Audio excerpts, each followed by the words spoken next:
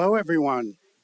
My name is Paul Roth, and I am the director at the Image Center on the campus of Toronto Metropolitan University. And I want to thank you all for joining us tonight for In Conversation with Antony Penrose and Gaëlle Morel. Tonight we will be hearing from Antony about his mother, the legendary photographer and artistic polymath Lee Miller, as well as his half-century of work stewarding her legacy. We're presenting this conversation on the occasion of our current exhibition at the Image Center, which is called Lee Miller, a Photographer at Work. This show, which is on view now in our galleries on Gould Street, was originally organized for the Arles Photo Festival by Gaëlle Morel, who is the IMC's exhibition's curator. Before we begin, I want to mention that this event is happening on the campus of our university, and we are located on the traditional territory of the Anishinaabe, Mississaugas, and Haudenosaunee peoples, and we embrace our shared and ongoing responsibility for the land where our institution stands. Beginning on our campus this past Friday and continuing today, many people in our community are commemorating Orange Shirt Day, also known as Ozawa, Babigoyan, Gijigad. And I noticed that there are people here tonight among you who are also commemorating Orange Shirt Day. We want to acknowledge our colleagues on campus and all of those who are honoring the children and families victimized by Canada's residential schools. I'd like to take a moment to thank our sponsors for this event, Vikmanis and Denny Creighton, and I'm going to embarrass them by pointing to them. They're right over here.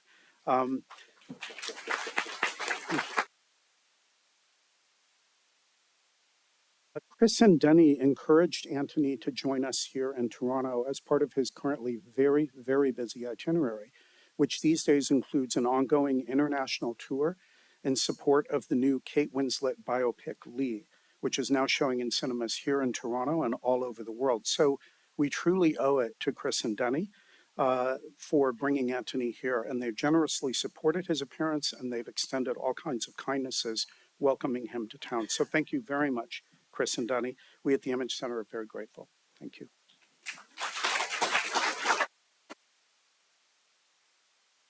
I'd also like to thank our sponsors for the exhibition, Lee Miller, a photographer at work, and for the rest of our current exhibition season, namely the Ontario Cultural Attractions Fund, a government agency otherwise known as OCAF, and also the Toronto Star. We are so pleased to have their support for this exhibition and the rest of our fall season. They are wonderful in their support of culture more generally, and we're proud to be part of their program. Before we begin, I'd like to note a couple of things about the program tonight. First off, we are recording the conversation tonight, and we'll be uploading it eventually to our YouTube channel so it can be seen by those who weren't able to attend in person, as well as those amongst the audience tonight who might want to experience it again or refer friends to see it later. And second, after the discussion tonight, Antony and Gaëlle will be taking questions from the audience. So if you have something that you would like to ask them, the one thing I would ask is that you please wait to pose your question until one of our team brings you a microphone. The reason for this is that it will allow us to ensure that we capture your voice and therefore your question on the recording. And finally, I have to tell you that the room that we're in was recently renovated, and in reality, it's actually still in renovation, and it's much more beautiful than it used to be. I don't know if any of you have attended events here before, but the lights cannot be dimmed. They cannot be turned off. And this is very disappointing to us because we wanted you to be able to see the images at best advantage, and I'm afraid that, unfortunately, there's nothing we can do. So I ask for your patience in bearing with us, and I hope they fix these lights sometime soon. Now it is my pleasure to introduce you all to Antony Penrose. Antony is the son of American photographer Lee Miller and surrealist artist and biographer Roland Penrose. He is co-director of Farley's House and Gallery Limited in the UK, which manages the Lee Miller archives and the Penrose collection. Antony has written numerous books and articles and even 2 plays on the subject of his parents and their associates in the artistic communities that they were part of. The movie that I'm here, Lee, is in fact based on Antony's biography about his mother, The Lives of Lee Miller, which I must say, on a personal note, is how I first discovered Lee Miller. I actually read it when it came out in 1985. Antony lectures widely, and he is an artist, filmmaker, and curator of photography in his own right. In tonight's dialogue, Antony will share insights on the life and work of Lee Miller. Together with Gaëlle in conversation, he will delve into Miller's remarkable career, her impact on the world of photography, and the stories behind some of her most celebrated photographs. We're so happy to welcome Antony Penrose to the Image Center and to Toronto. Please put your hands together for Antony and Gaëlle.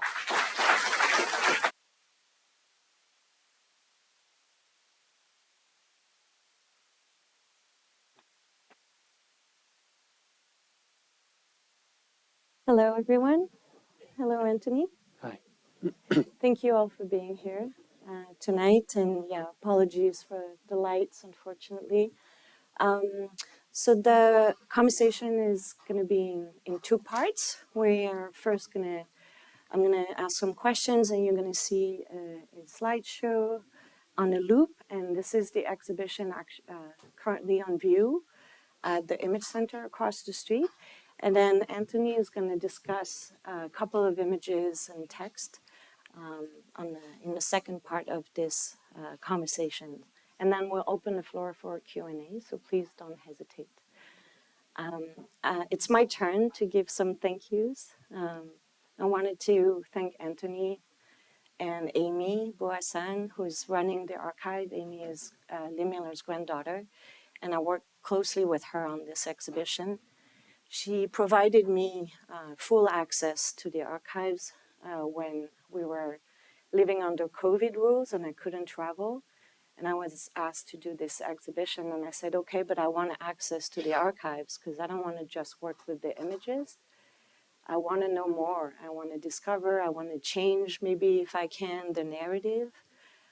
Lee Miller is a seminal figure, but bizarrely quite unknown, I think, still, by photography historians. There are still things to discover, and I wanted to have access to the archive to do this exhibition. And Amy provided full access. So for me, that was a game changer. So I really want to thank you all at Farley's house for your help, Tracy and Carrie. The whole staff is wonderful. So Paul mentioned that I was asked to curate an exhibition for the photo festival in Arles.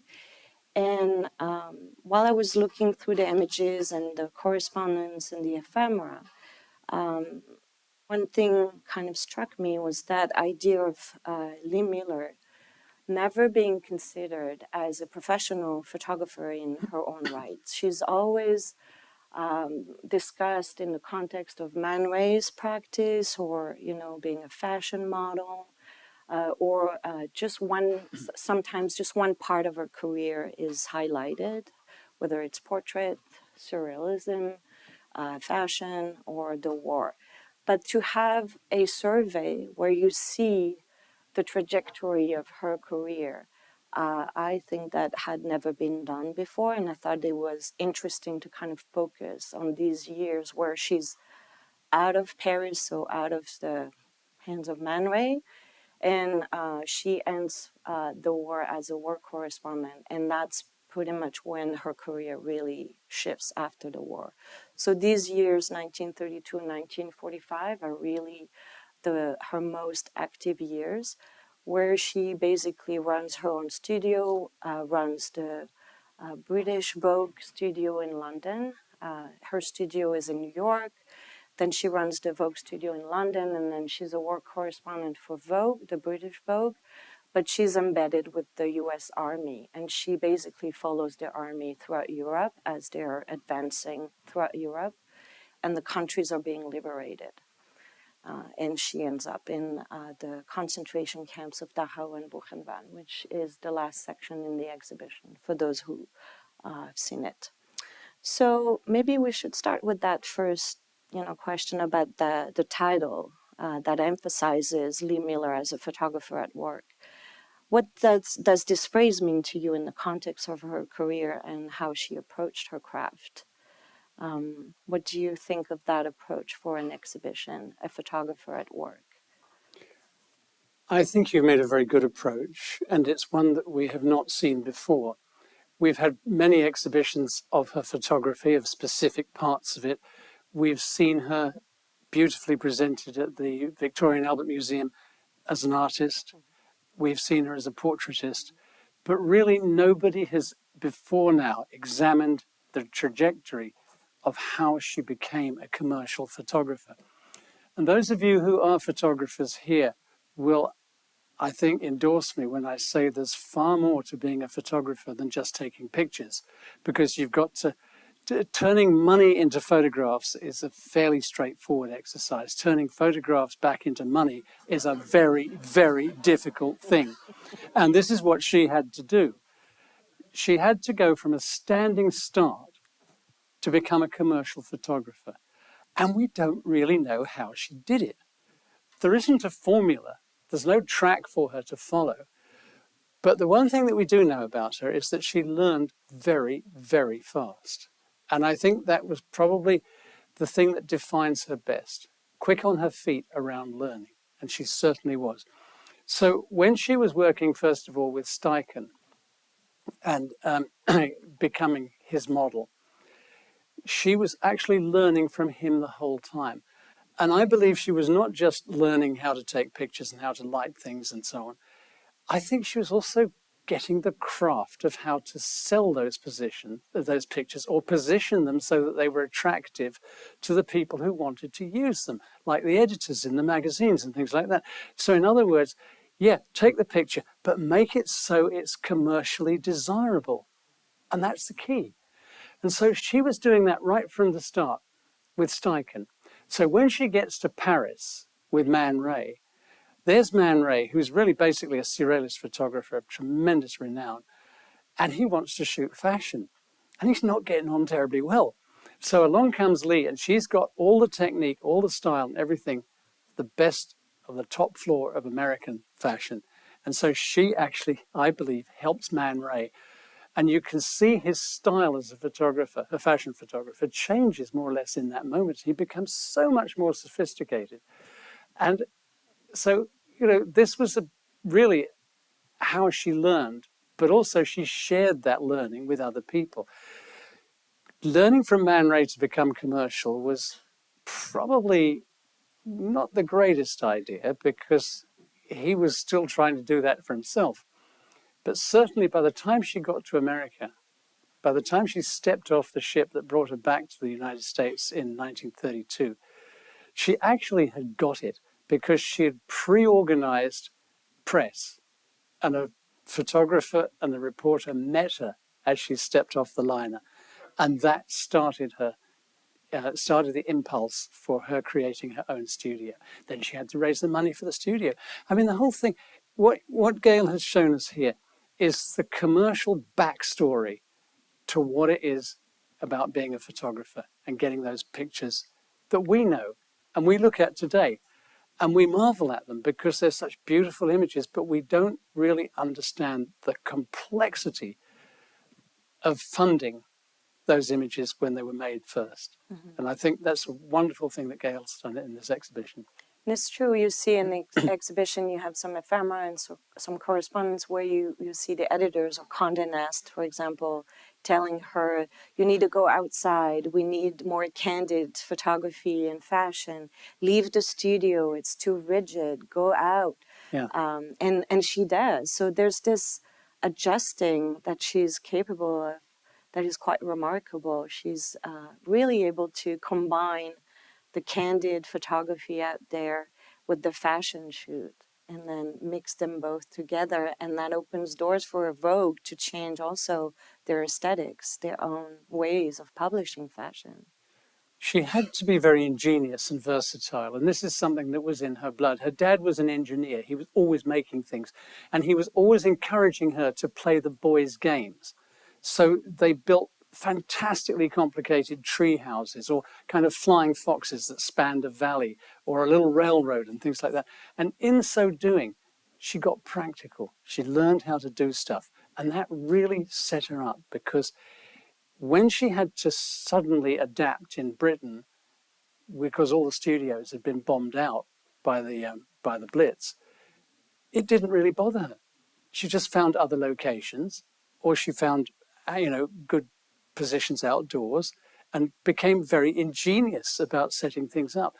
And I think the other thing about being a fast learner that she had, the other quality, is being really versatile, being ingenious, being very, very quick to learn, and also to take advantage of any situation that might be interesting. And so we see the way she's posed the models in the piles of rubble.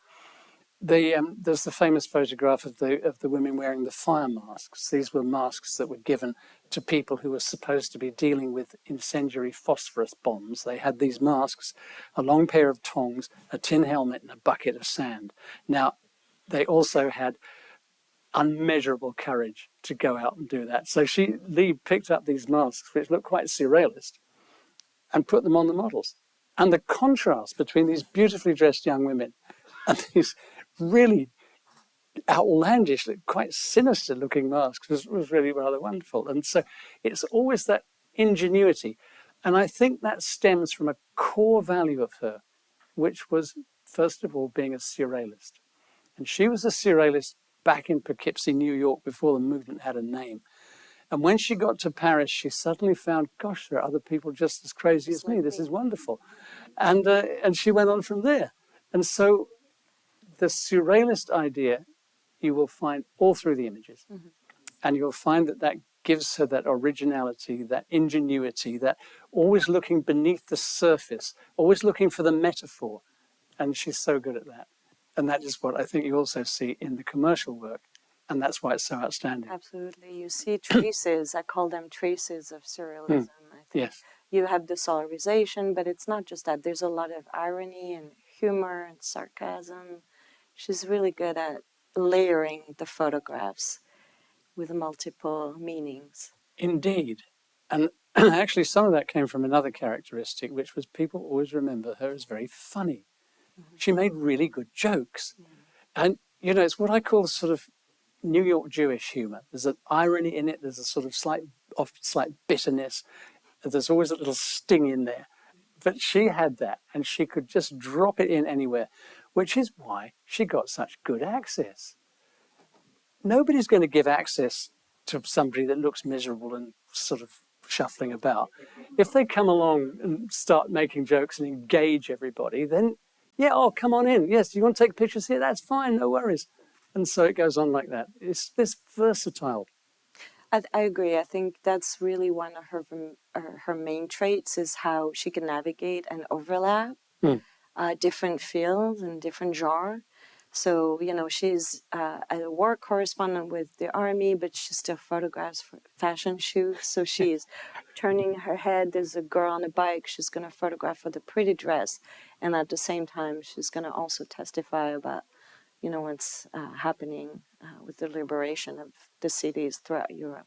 So this ability to navigate from one field to the other, that is not unique, but quite elevated with her. I think she masters that ability, that versatility.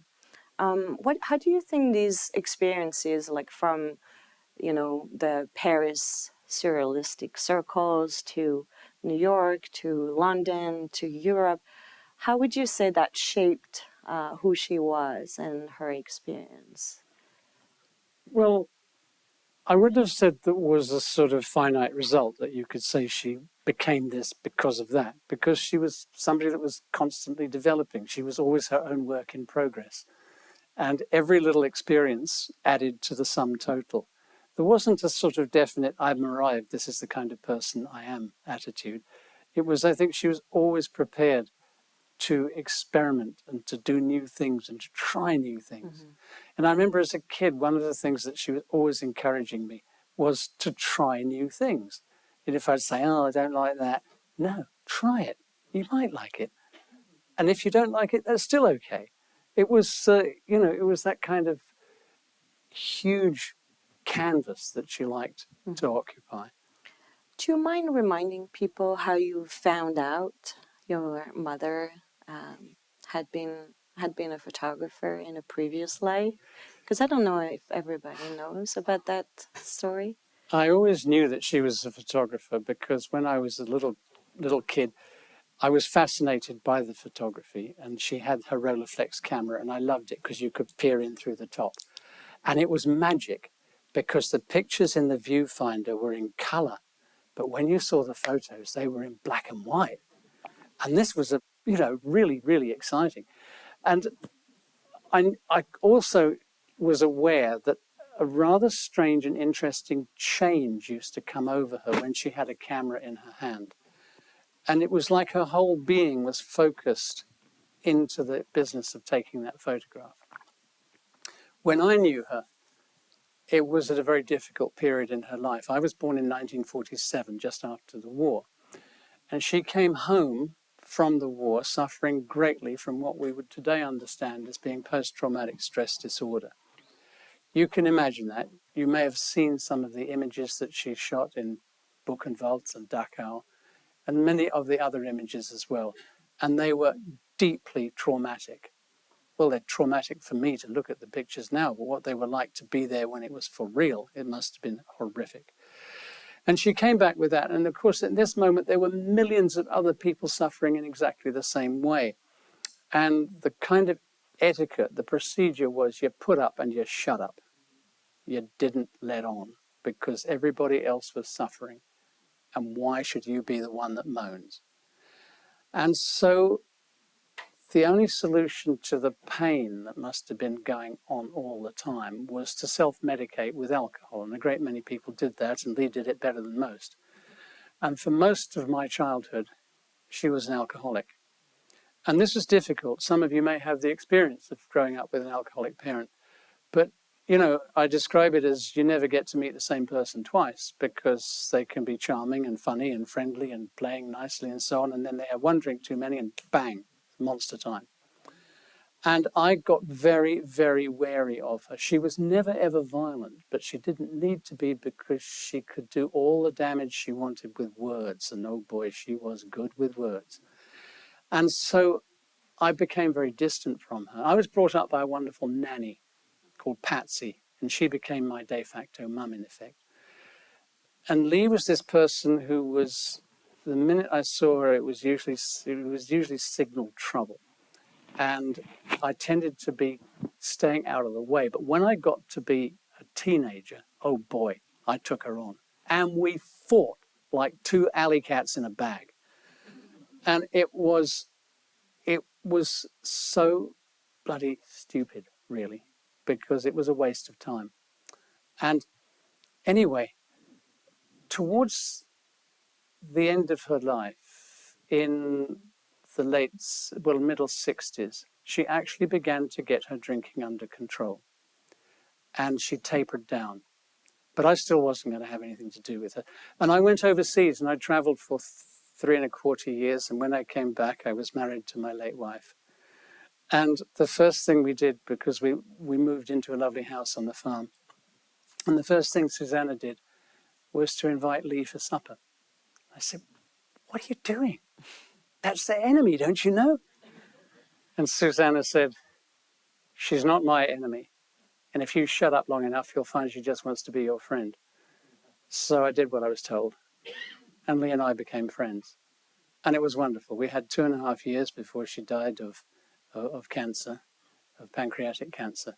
We had 2.5 years in which we were friends. It wasn't mother and son stuff, but we were kind of like two buddies that really wished we'd been fighting on the same side after all. And that's how I got to know her. When she died, I had no understanding of her war work at all because she had never mentioned it to me. She'd never spoken to my father about it. It was completely something she didn't talk about. Yes, I knew she'd been in the army and worn a uniform and so on, but so had many other women. Why was there anything exceptional about her? About 3 weeks after she died, Susanna went up into the attic because we'd just had our firstborn baby daughter, Amy. And Susanna wanted some pictures of me as a baby to compare them to our new little girl.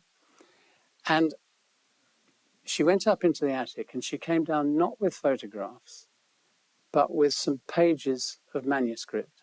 And it was on very thin paper, typed, and they were all jumbled up.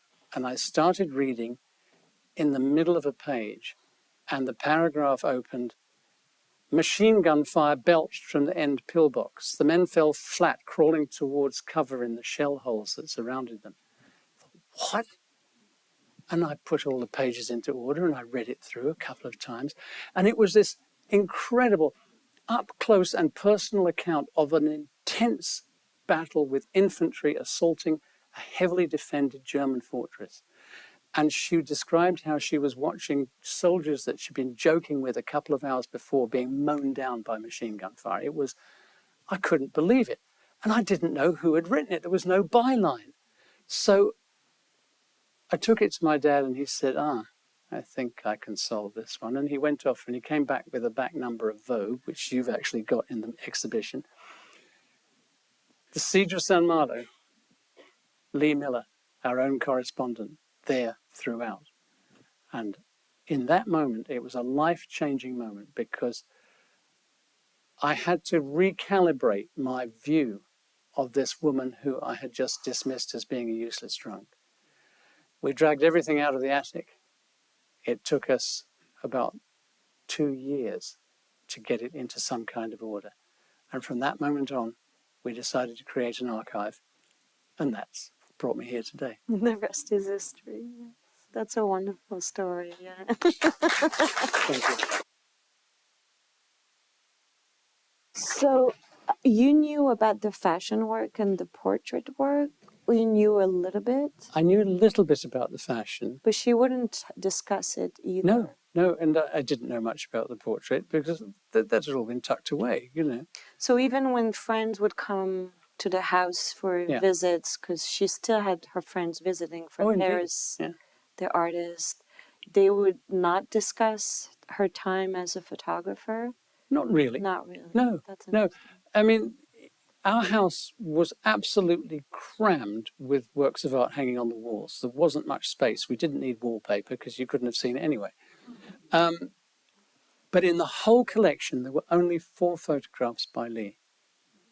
And they were quite small ones, like this big. And they were not war ones. They were not fashion. They were ones that she'd shot in Romania and Egypt sometime before. And, you know, it's like she completely subordinated her own career in that way. And a lot of it, I think, was to do with, at this point, 1953 was her last assignment for Vogue magazine. And I think at this point, she had just got worn out, pushing back against this male-dominated world, being constantly reviled, constantly defeated, constantly sabotaged and so on by people who thought that it was not right for a woman to have a career as a photographer. Yeah, because, for example, something that we don't discuss very often is how Vogue magazine, which was a fashion magazine, was, you know, specific standards in terms of what they publish, how they publish it, focused on women in fashion, basically, and telling women how to be a good mother, a good homemaker.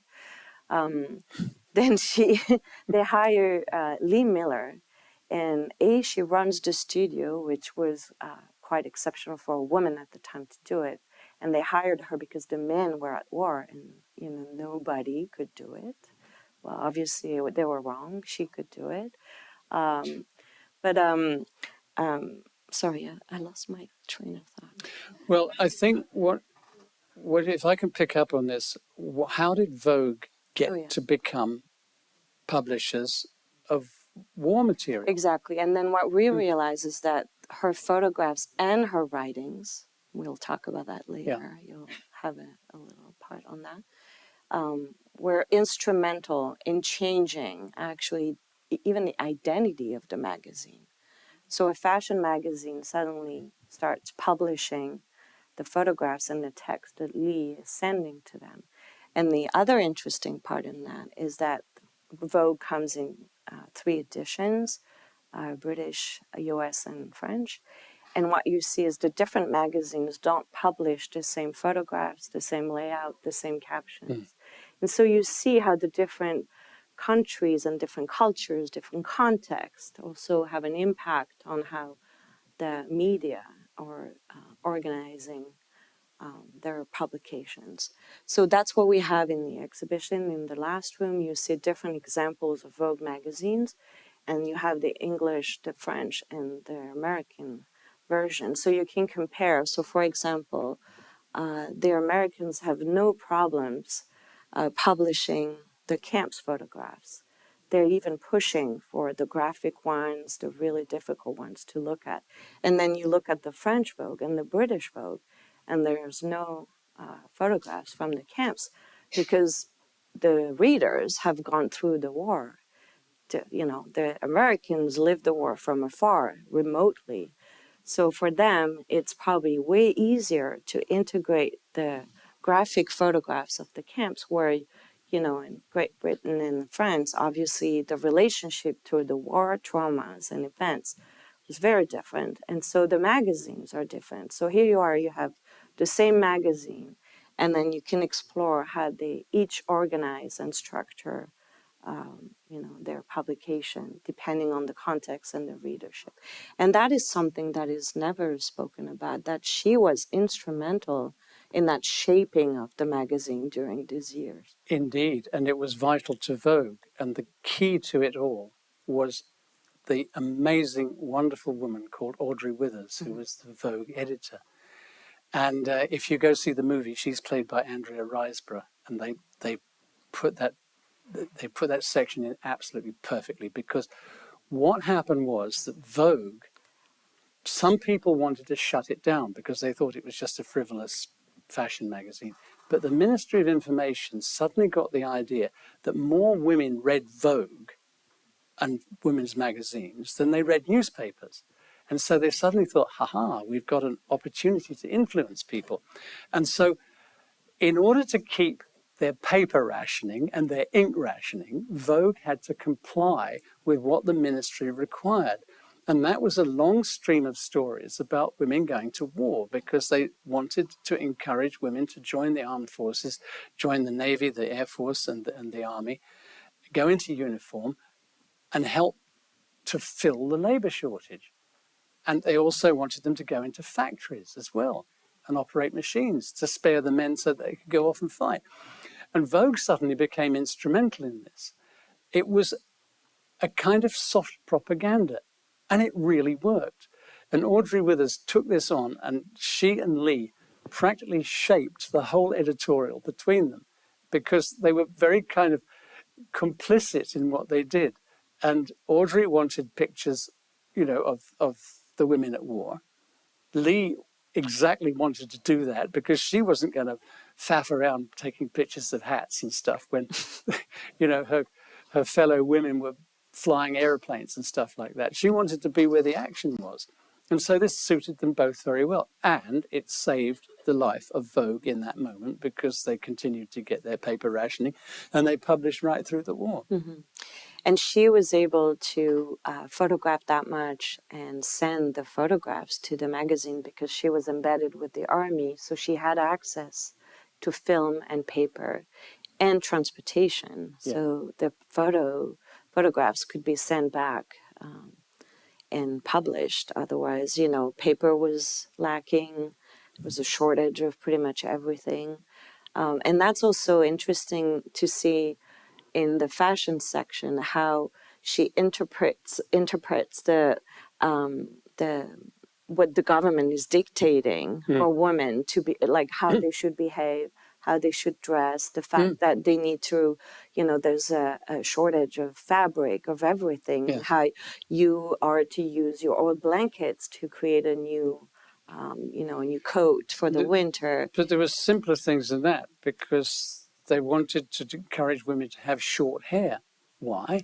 Because if you're operating a machine, in those days machines were driven by great big belts that came down from shafts in the roof. Women were getting their hair caught in that, and their whole scalp would be wrenched off, which could be fatal. You can imagine, absolutely horrible. Anyway, so they suddenly started to set a trend for short hair. And for the people that didn't want short hair, they had these nifty little turban-type hats. And it was, it's such a neat way of leading people rather than driving them into the result that they needed. And so we see that in the exhibition, how Lee also, adjusts to that, to these new rules coming from the government and imposing on the magazine to convey a very specific message. It's propagandistic, it's just a propaganda move to support the war effort and say, we don't have enough of anything. Let's make the best of what we have. And she was really clearly adjusting to that and proposing, the photographs that we have in the exhibition with the woman wearing pants and trousers and the uniforms and the short hair. Question, you've worked on many exhibitions, you've seen many exhibitions on Lee Miller. Do you think there's a story that still needs to be told about Lee and photography? There are many stories, and I think one of the key ones is actually what you have begun here with this exhibition. And I think what you've done is you've opened a dialogue now about how tough it was to succeed as a woman in a man's world. And yes, since the 50s, since the war, we have made progress, but we've still got a long way to go. And there's no way that we should sit on our hands now and say we got there, because we've still got masses to do in emancipation and everything else. And, this is a dialogue which is current and it needs to be heard. And I'm very glad that you've opened it here. So maybe now we can go to your next part, where you want to stress out 2 points in Lee's career. Yeah. One is we usually know the photographs that actually are not the most iconic for her. That, we know Antony's going to talk about the photograph of Lee in Hitler's bathtub. He's going to discuss this one in detail. So that's interesting because this is one of the most famous photographs of her by David Sherman. And there's a lot of things that are never discussed, that he's also photographed in the bathtub, and we'll see that. But we never see this one. And when you look at how this photograph was actually published in the magazine, it's that big. So, what we know about her work is not really what was celebrated at the time. And the second point, we alluded to it, was the fact that she could write, and she was an excellent writer. And that's something I really wanted to emphasize in the exhibition, was her ability to provide both images and text and captions. So for the magazine, it was very convenient to send only one person who could do it all. And the quality was remarkable, to the point that the editors notice and tell her that they're so happy and grateful to have someone like her able to provide both photographs and text all together. So that's something that we don't hear often about her, that ability to write the way she did for so many texts in different magazines. And we have the San Malo story that you're going to discuss. Well, Lee had never been trained as a writer. She'd never been trained in anything really, but she just, when she wanted to do something, she just went ahead and did it. What made her such a brilliant writer is that, first of all, she was a passionate reader. And she read everything from what she called penny dreadful novels right through to really heavy-duty stuff. She was in Paris at the time when James Joyce had just written Ulysses, and she knew Ulysses inside out and back to front, which is a huge achievement if you know that book. And so she had this ability to write that she hardly knew for herself. She wrote a little piece, it was about 500 words, about Ed Murrow. Then she went off and she did a piece on the nurses in the Oxford Hospital, and that was a little bit longer. And it's coming along. But then she lands in Normandy and she does the piece about the field hospital. And that is fantastic.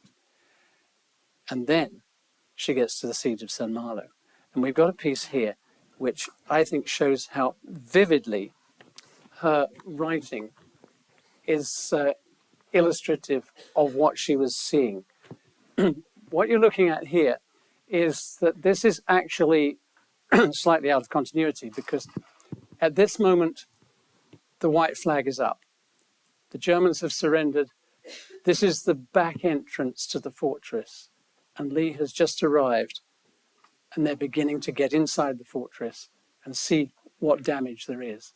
And the death toll has been terrible. And so you can see there's agony in that person's face. You can see she's got her goggles on upside down because she's probably crammed them on so quickly when she was under fire. And she's right there among the forward troops. This piece of writing was quite extraordinary because she was there, she was exposed to small arms, fire, machine guns, mortars, bombing for about 4.5 days. And in the middle, she wrote this. The boy at the phone said, "They hear airplanes." We waited. Then we heard them swelling the air like I've heard them vibrating over England on some such mission. This time they were bringing their bombs to the crouching stonework 700 yards away. They were on time. Bombs away. A sickly death rattle as they straightened themselves up and plunged into the citadel. Deadly hit. For a moment I could see where and how, and then it was swallowed up in smoke, belching, mushrooming, columning, towering up, black and white. Our house shuddered, and stuff flew in at the window. More bombs, crashing, thundering, flashing like Vesuvius. The smoke rolling away in a sloping trail. A third lot. The town reeled in the blast. A large breach had been made, and we waited for the next attack. I sheltered in a kraut dugout, squatting under the ramparts. My heel ground into a dead, detached hand, and I cursed the Germans for the sordid, ugly destruction they had conjured up in this once beautiful town. I wondered where my friends that I'd known before the war were, how many had been forced into disloyalty and degradation, how many had been shot, starved, or what. I picked up the hand and hurled it across the street and ran back the way I'd come, bruising my feet, crashing in the unsteady piles of stone, and slipping in blood. Christ, it was awful. Yeah, I can imagine it must have been. But I don't know about you, but I find those words so vivid. Each line there is a picture in itself. And she just carries on like that in all of the things that she writes about. She has that vividness, but she has that way of engaging us, of just pulling us into the narrative, as though she's specifically talking only to us. And it's a wonderful talent to have. Well, one of the pictures that I'm sure that you know best and associate most clearly with Lee is this one, because it's the one of the most widely used. And here we have a picture of her sitting in Hitler's bathtub. She got there simply because she and Sherman were very good at making friends. And they made friends with the Signal Corps people. And this involved dropping a crate of cognac at the Signal Corps chief's feet every now and then. And of course, the signalers are the guys that know everything. But they're not supposed to tell anyone anything. But enough cognac would get the chief signaler to say, listen, you guys, if you go to this address and just take it steady and go there now, you might find something interesting. And that is exactly what they did. And they turned up at Hitler's apartment. They bribed their way in past the guards. They found the place was already full of the Signal Corps. Why? Because the Signal Corps really get off on phone lines, and all the phone lines converged into Hitler's apartment. Well, being as it was Hitler's apartment, it was about the only place in Munich that still had coal. So therefore, it had hot water. And Lee hopped in the bath. I said to Sherman, wasn't it creepy putting your bare body into Hitler's bath? How could you do that? My boy, he said, we had not had our clothes off in 6 weeks. We stank like a bunch of polecats. And here was soap, hot water, towels. We just couldn't resist. We were in. And so Lee hops in first. And then they suddenly realize that they have a scoop, a fantastic scoop. And they set the shot up. You see the photograph? That is a vanity portrait of Hitler by his revolting press photographer called Heinrich Hoffmann. And it is important because everywhere Lee and Sherman had been in the Nazi-occupied territories, that was the key poster in one form or another. Ein Volk, ein Reich, ein Führer, Großdeutschland. One people, one nation, one leader, great Germany. And frankly, when I hear that kind of rhetoric coming out of politicians today, it makes my blood run cold. Do not any of them remember what happened last time? Well, there's not actually so much the key to the photograph. The photograph is not actually so much the key to this picture. There are other hints as well. We've got a little sculpture here, little nude. That's by a guy called Rudolf Kasbeck, and he was much loved by the Nazis because he did these chunky females looking kind of all sort of healthy and fit. And so remember, 1937, Munich, Hitler organized an exhibition of degenerate art, okay? And many of the degenerate artists were people who were known to and very good friends of Lee's, including Max Ernst. His work was in there. And that meant that Max could never go back to Germany after that moment. So I think by putting Kasbeck's sculpture there, Lee is saying, Hitler, if this is your taste in art, it sucks. You should have brought some stuff off of Man Ray when you had the chance, or Max Ernst, or any of the other guys. So anyway, these are trimmings. The key to this picture is the boots. Because the morning of this day, those boots had carried Lee Miller around Dachau. And right now, she is stamping the filth of that place into Hitler's nice, clean bath mat. She's not sitting there as a guest in his house. She's a victor.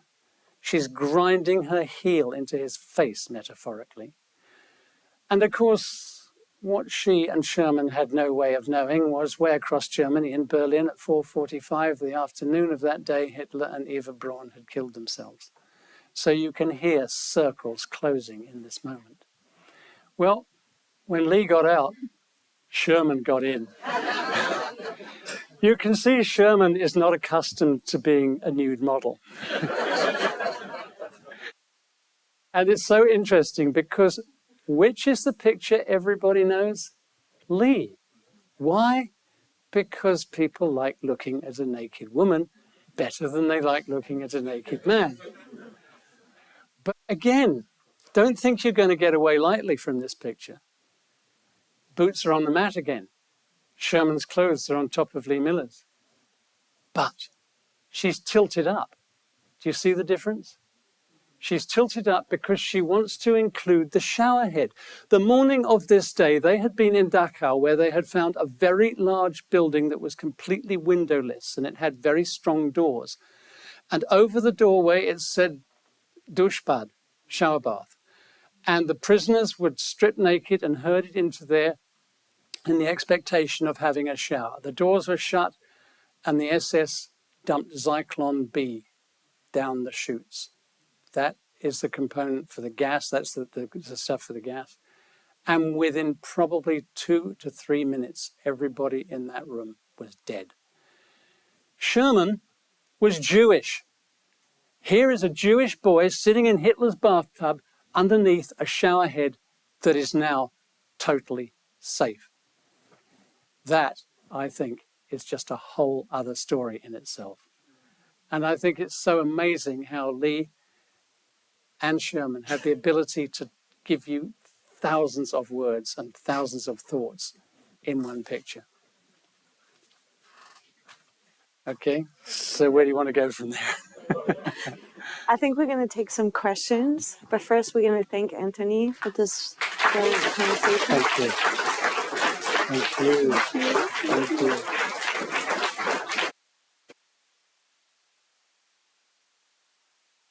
Thank you.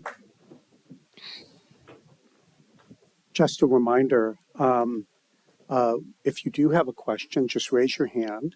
We're going to have a couple of people with microphones, and they will come to you. And it might take a minute, but that's okay. We want to make sure that we get your question on our recording. So we have a first question Here, Paul. right over here. Sarah. Here, in front. Sarah. Here. Raise your hand, sir, please, so she can see you. Thank you so much. Thank you.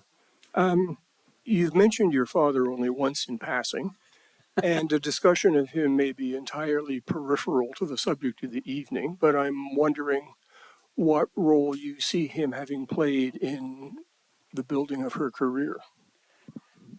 Thank you. That's a very interesting question. What role did Roland play in building Lee's career? Well,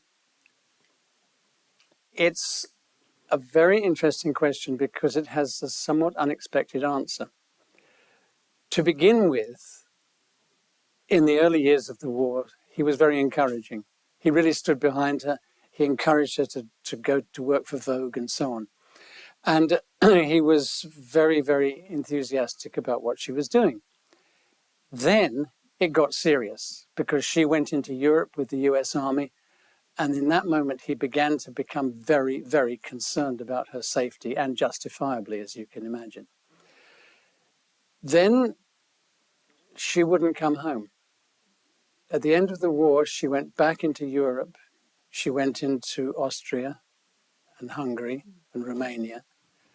And when she was in Vienna, she found a hospital where all the babies were dying because the black marketeers had stolen all the drugs. If you've ever seen the movie The Third Man, that is actually based on fact, and that is what was going on. And suddenly for her, the awful realization that the brave new world that they'd fought so viciously and avidly for had not been delivered. The world was still run by crooks who stole drugs, and the consequence was babies died. And for her, I think that was really the beginning of a nosedive. She went on into Hungary. She went on into Romania. The Romanian gypsies that she had known before the war there and photographed were gone because they'd all been rounded up and been gassed by the Nazis. The Hungarians were in strife because they didn't know whether they were going to be communist or what at that moment. Everywhere she went, the roads were choked with refugees. And really, she kind of, I wouldn't say broke down, but she got into a very bad state. And Sherman telegrammed her. She was in Budapest. Go home. And she did. Roland met her in Paris. He was horrified. She was so broken down. She was so distraught. She was so beaten by it all. And he took her home and he kind of like nursed her back to health. And he looked after her and cared for her.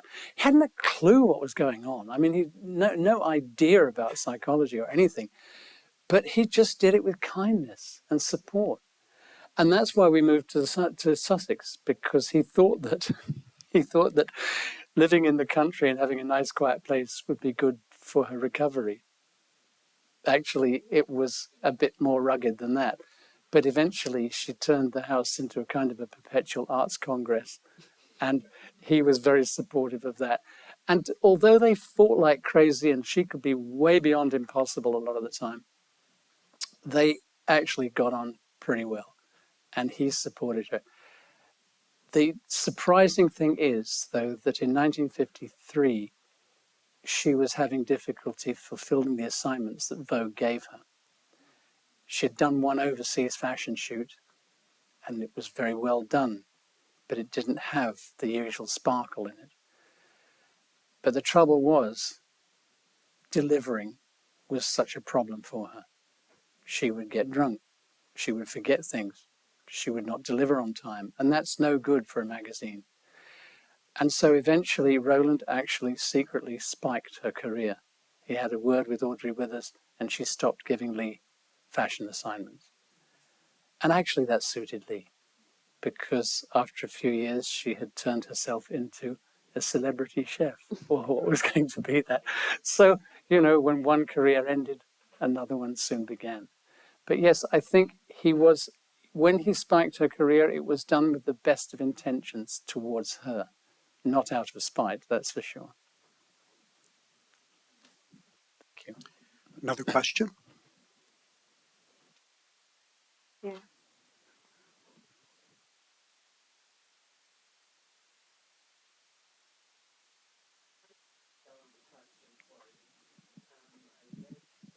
Wait, Miriam.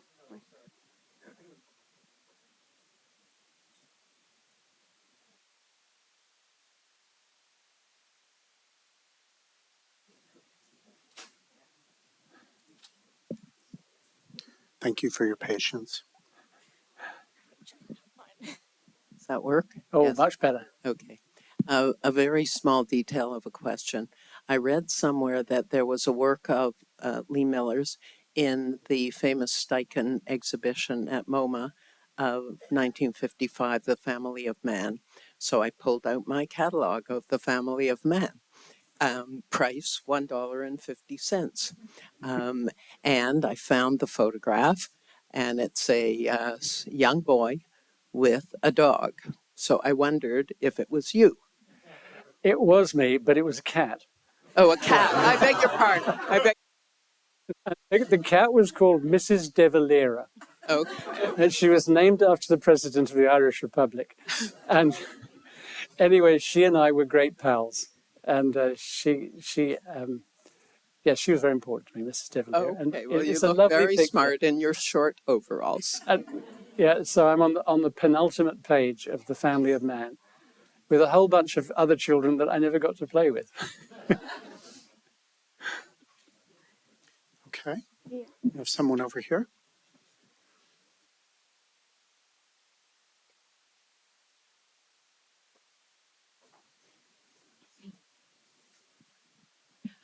Hi.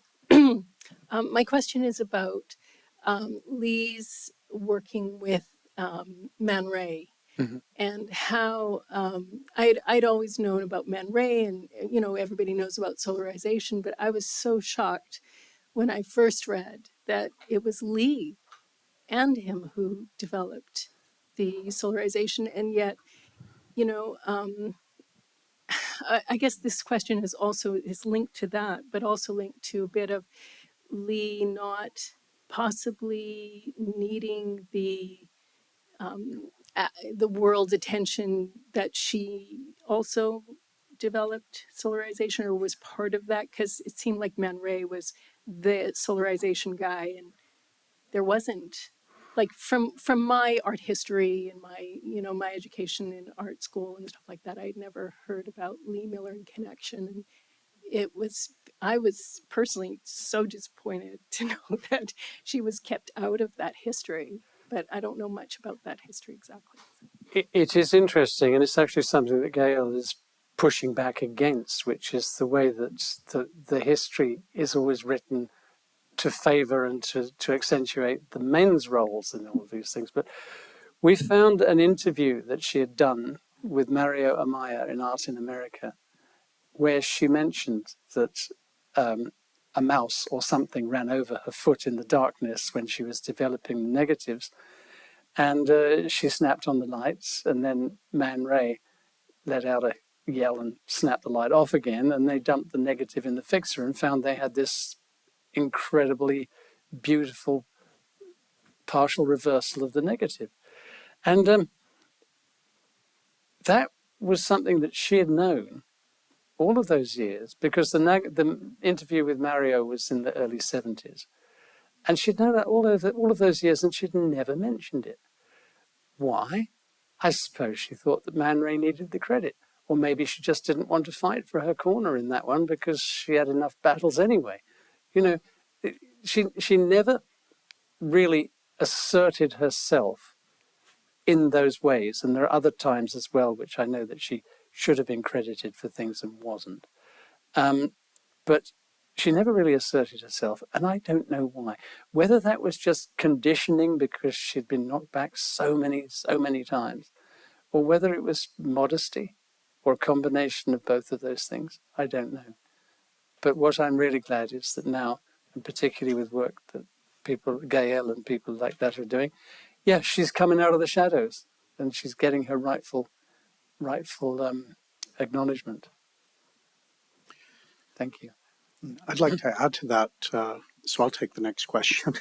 One of the things that I think a lot of people in the public aren't aware of is the hard work that's done to extend the legacy of a photographer.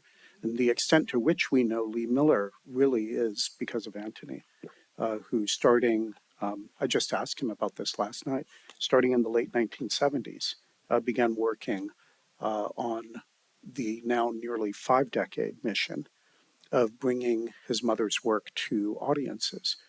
And I, as I mentioned earlier, discovered Lee's work because of the biography that you wrote of your mother.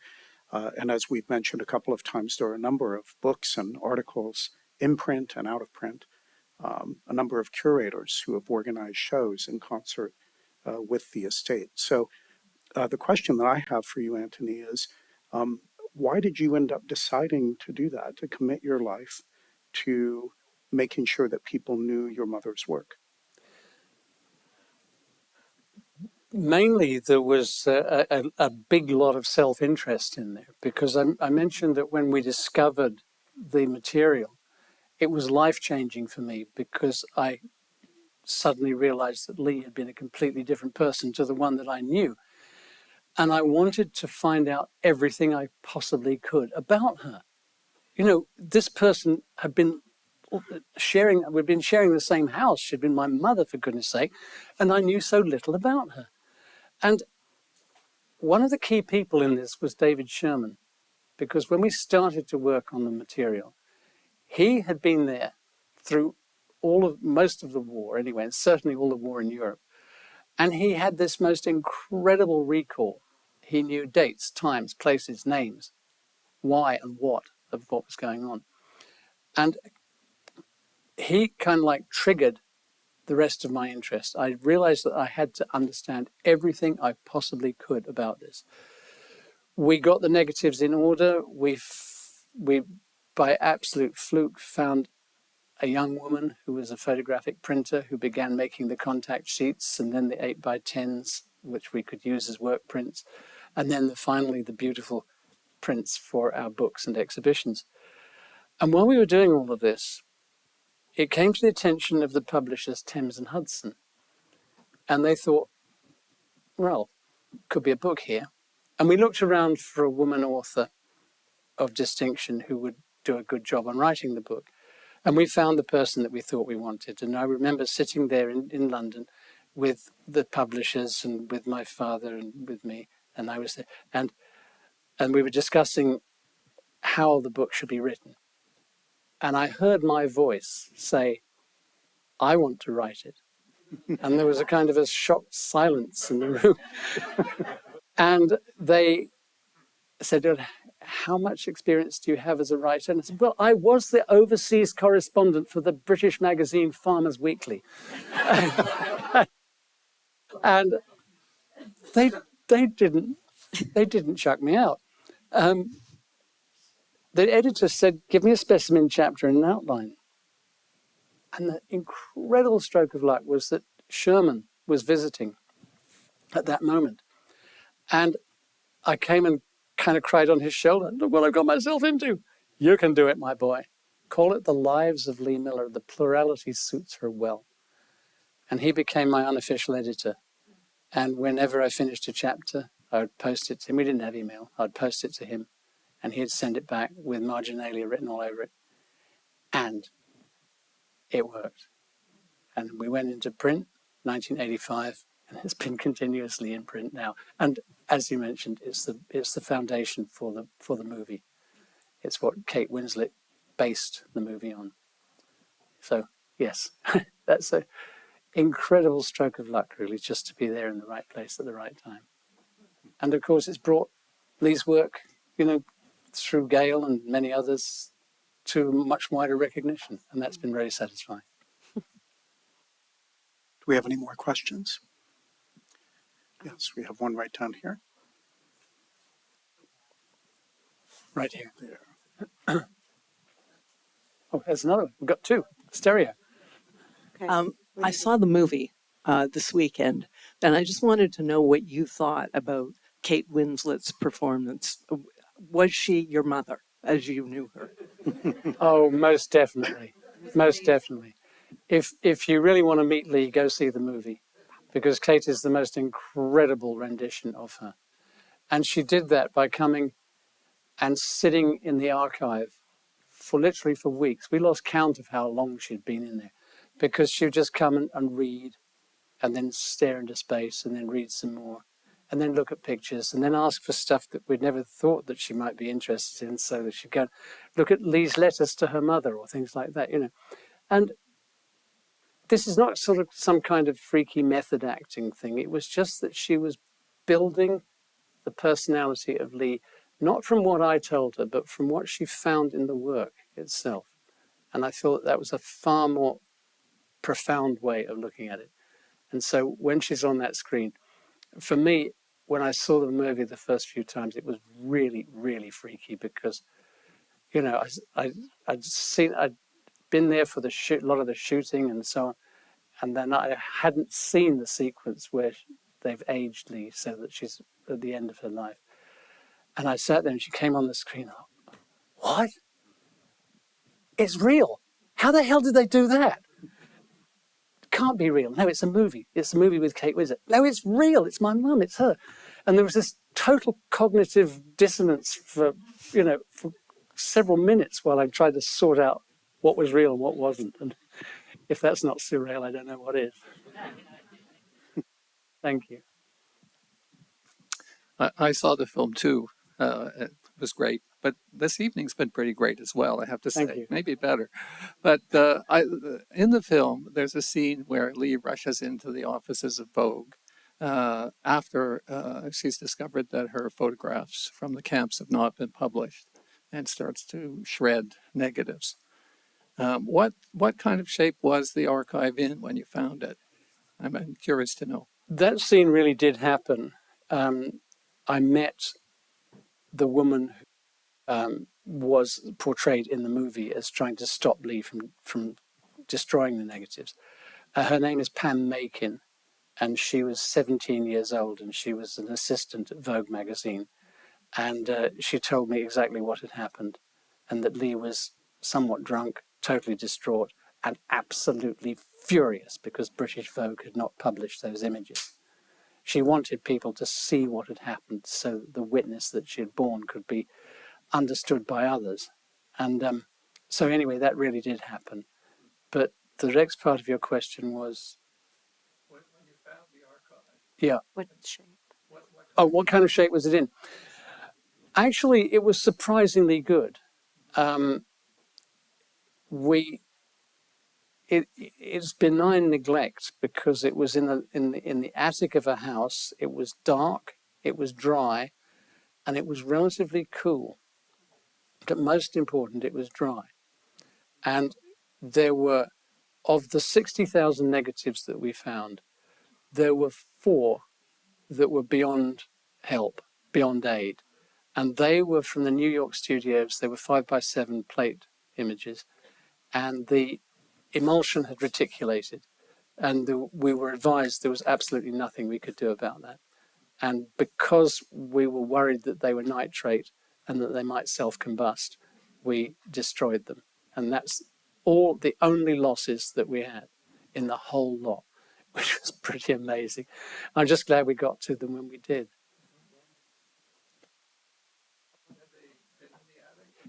Well, we'd moved out of London in 1949, and we found them in 1977. So however long that is, it's nearly 40 years, isn't it? Yeah. Yeah.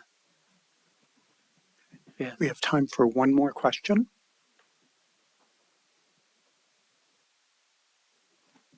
Right back there.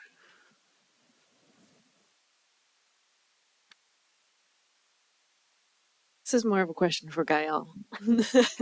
Speaking of women who work, and Gaëlle works. So I'm wondering, Gaëlle, looking at the trajectory of exhibitions you've done of women in photography, what you might be thinking about doing next. Oh my God. I'm expecting this. Thanks, Shar. Um, you mean for the Image Center or?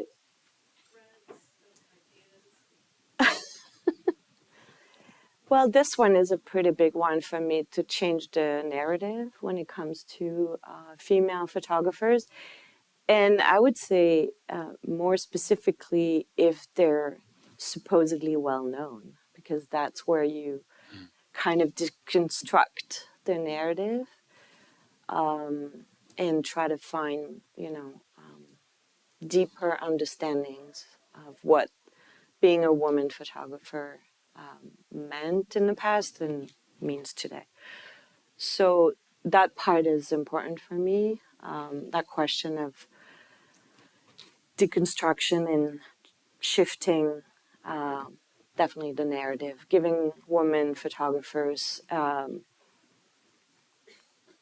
the place they deserve in the long history of photography.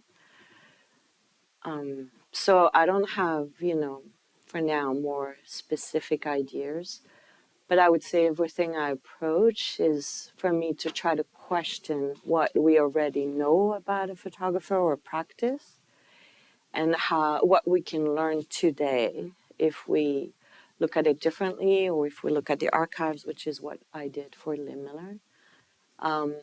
Because then you are able to tell a different story. You are able to go deeper. So for me, that's really a big thread in my work. I recently published on German Cruel, for example, and about a series she made that nobody knew about, and that informs about her practice and the history of photography in the media in general, in the press. So it's really that idea of trying to expand the narrative, complexify it, layer it, and that's vague, but that's all I can do. Thank you. And fortunately, we had the collaboration with Antony and with Amy. Their willingness to allow that to happen was extraordinary. So we're very grateful to them. I want to thank you, Antony. Thank you, Gaëlle, Thank you. for your wonderful insights tonight.